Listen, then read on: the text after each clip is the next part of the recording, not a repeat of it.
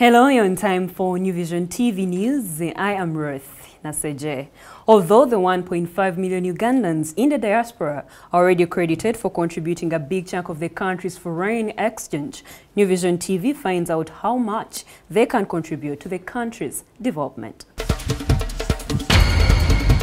Over 1.5 million Ugandans are in the diaspora. Many migrated since the early 1970s during Idi Amin's military rule. Others during the period of seizure of power by current President Yoweri Kaguta Museveni, and now migration to the diaspora for economic reasons. Adam Kasambula, a Ugandan Swedish telecommunication engineer and businessman, tells how many Africans and Ugandans in particular in Sweden have embraced business and how this is largely increasing Uganda's revenue base. We are having a population of about 10,000 Ugandans living only in Sweden and working in different capacities. We are having from educationalists, we are having those ones doing their own business. We are having also a business community. A few of them who are running their small scale businesses, but mostly we are having expatriates, people working like, professional jobs, doctors, and we're having a lot of nurses. A lot of Ugandans are trained nurses. Mainly, for Uganda to benefit from Sweden, more efforts from Ugandan government need to be taken in positioning herself to reap from Sweden. A joint report by the World Bank and African Development Bank estimates that 20% of investments in Uganda come directly from remittance abroad. This signifies how important Ugandans living in the diaspora are to Uganda's economic development. In 1998, remittances were estimated at US $165 million, equivalent to 2.6% of Uganda's GDP. In 2012, this had risen to over US $910 million, equivalent to 4.3% of the GDP that year. As much as we are sending in a lot of money, we know so well that Ugandans in the diaspora contribute 50% of the economy of the country, because we contribute to a tune of about $2 billion to the Ugandan budget. That's a lot of money. It is not money we are sending to the government, it's money Adam sent to his family, Joseph sends to his relative, Nachibuka to his grandmother, and this kind of thing. But all this money accumulates to $2 billion in a year. Kasambula also speaks of how many Ugandans have ventured into food crops and fruits. Many of Uganda's food crops, such as green leafy vegetables, sweet potatoes, and fruits, are now available on the Swedish market. We do businesses by identifying our own home people, country people. Now I have a group who send matoke, for example. They are shops, they are dealing in selling matoke, ntula, swa. We don't plant anything. Sweden doesn't dig anything, but it is having the best quality vegetations which the other people, you might not go. You go to the supermarket, you will find very fresh tomatoes which you will wonder, but where do they come from? Of course they come from our countries, they come from South Africa, they come from, that's how we would also want to encourage our people here to make some kind of, what we call commercial agriculture.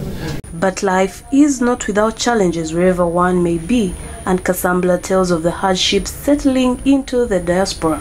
But there is that missing of home.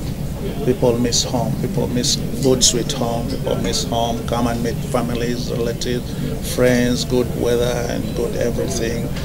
And that is one of the challenges.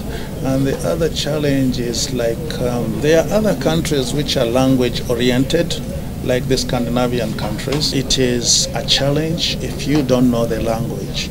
So it's a country where you have first to go and learn the language to find yourself a place, to feel at home.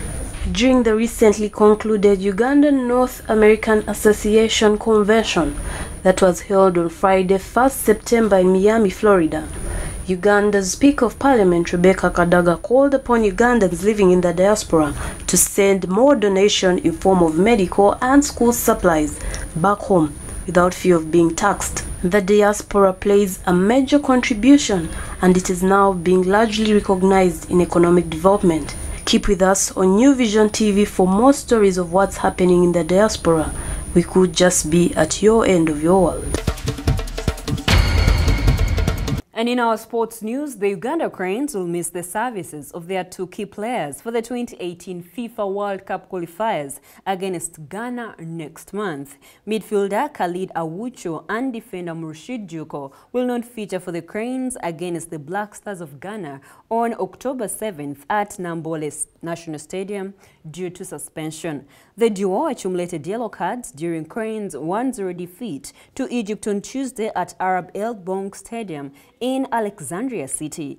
Juko and Awucho were booked in the 74th and 90+1 minutes, respectively. The two had earlier been booked when Cranes played to goalless draw with Ghana in the first leg of the qualifiers last year away in Tamale. KCCA defender Timothy Awanyi and Geoffrey Baba Jizito of Chan Quang Ni in Vietnam are some of the players that have been considered as replacements. Cranes, who are seeking to make it to the World Cup finals, are second in Group E with 7 points, 2 below leaders Egypt. Ghana and Congo-Brazzaville come third and fourth with 5 and 1 point, respectively. You're still watching New Vision TV, and in our daily Pearl of Africa series, we take a look at Katinda and Murumbi Lakes in Bunyaruguru Crater Lakes region.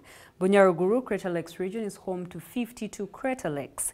These lakes are found on the edge of Queen Elizabeth National Park near Fort Portal in Uganda.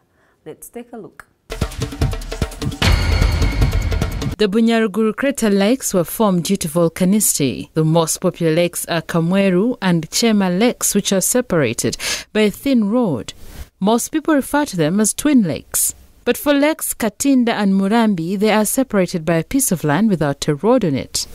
The only difference between these lakes is the water levels. On the right is Lake Murambi, whose water level, if you look closely, is below the water level of the other lake.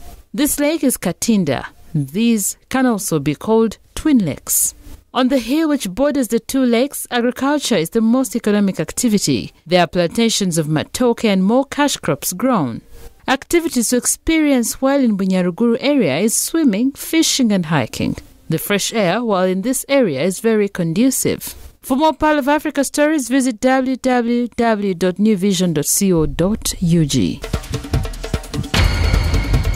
And that's all we had for you. Thank you for watching. Be sure to catch more of your news updates on your mobile phone, on your desktop, on your tablet, and anywhere on the go by visiting our website www.newvision.co.ug. I am Ruth Naseje.